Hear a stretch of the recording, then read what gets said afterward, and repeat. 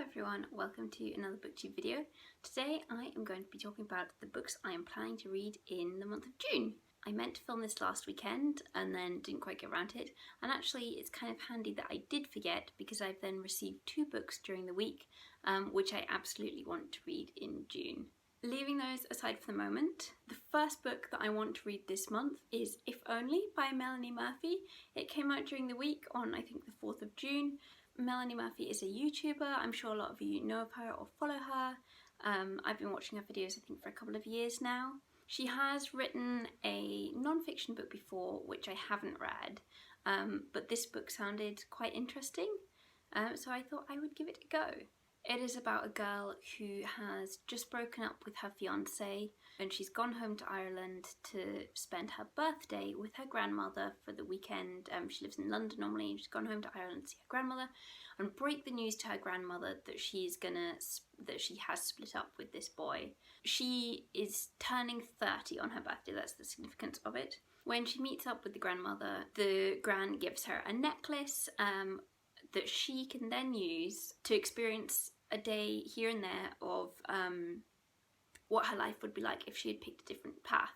So looking back and thinking of, if only I had done this instead, if only I'd made that choice different instead, what the actual consequences of that would be. I think it's a really interesting concept. I've just got to the point where the gran has given her the necklace and she's started to experience her first vision of this alternative life she might have had. It's off to a lovely start and I'm really looking forward to reading more and finding out what happens next. The next book that I want to read in June I'm going to mention very briefly. That is one that I have been reading the last few months, and that is Kushis Dart. I have talked about this several times in previous videos, so just want to say I'm about halfway through now. And I am hoping to finish this month. I'm going to pick up my reading speed. I'm trying to make more time for reading in bed in the evening because I do sleep better when I do that. If I take time to slow myself down, not have screens. Flipping Love Island is going to interfere with that because I want to watch it. It's just light-hearted rubbish telly that I can just switch off my brain for a while. But actually being away from the screen is better, so I'm going to try and read more of this month. I'm about halfway through and it's about 1,000 pages in this book.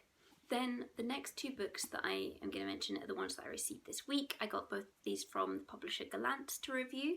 The first one is Wolf Rain by Nalini Singh. I am so ridiculously pleased to be reading this. I love Nalini Singh's books and I particularly love her books set in the world of The Sigh and the Changelings, which is shapeshifters of various kinds. Mostly her books are focused on a wolf pack, a leopard pack, and there have been a little look at some bears and a coalition of people who shift into water animals.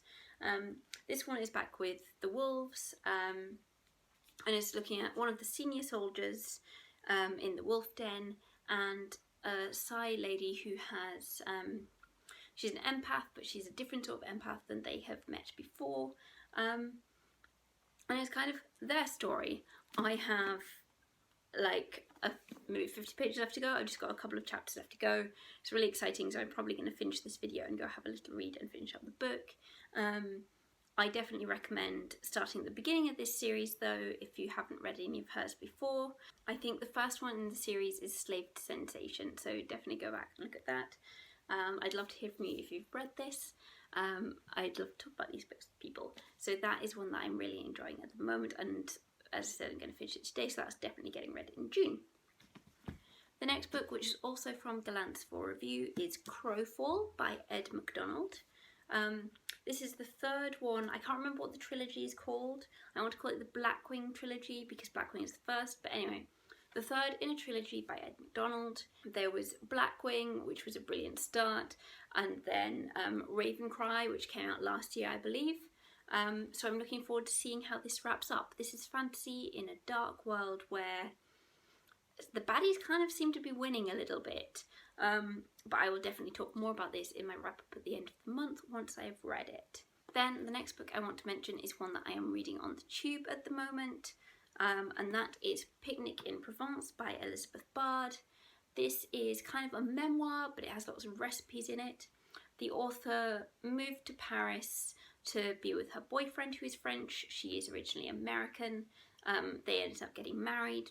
and at the very beginning of this book, she is pregnant and they are moving out of Paris to Provence. I'm not very far in yet, but they have just bought a house there. I'm really enjoying that it's non-fiction, it's light, it's very focused on food, which I love. I believe she kept a food blog and that's partly how she was earning a living. But I'm really looking forward to reading more of this. It's a follow-up to a book called Lunch in Paris, which I read a couple of years ago, which is kind of the initial story of her moving to France and adapting to the culture. It's really lovely travel writing type thing, memoir, lots of recipes, and I love it. Then I have The City of Brass by S.A. Chakraborty. This is absolutely gorgeous book. This is fantasy. I've read the first few pages of this. I read them last week before other exciting things came along. It is a bit chunky, so I'm not sure if this is going to make it into being a tube book or if I'm going to be reading it at home mostly. We shall see. But it has genies in it, I believe. The story starts out in Cairo, but I don't think they stay in Cairo for the whole book. So there's like magic and stuff in parts of the world that I haven't read fantasy books being set for a while. So I'm really looking forward to getting stuck into this one. The next one that I want to maybe look at getting to this month, or possibly in July, because some of these are quite big books, is Three-Martini Lunch by Suzanne Rindell. This is published by Allison and Busby, who I used to work for.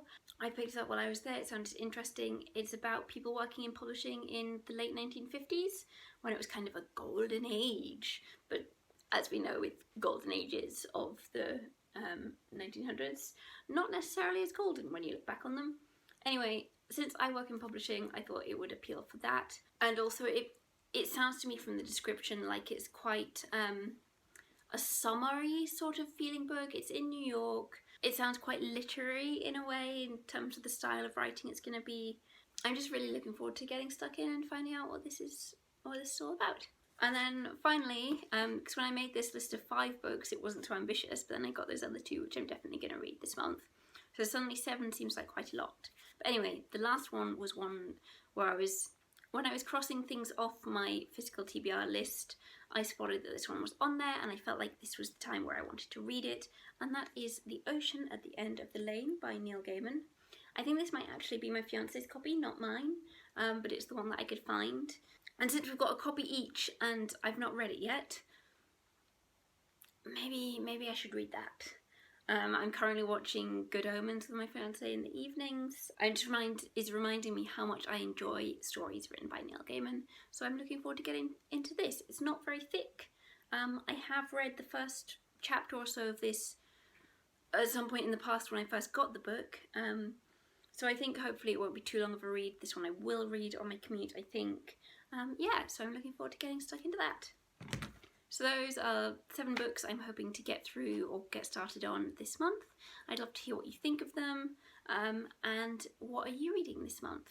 I will talk to you very soon. Bye!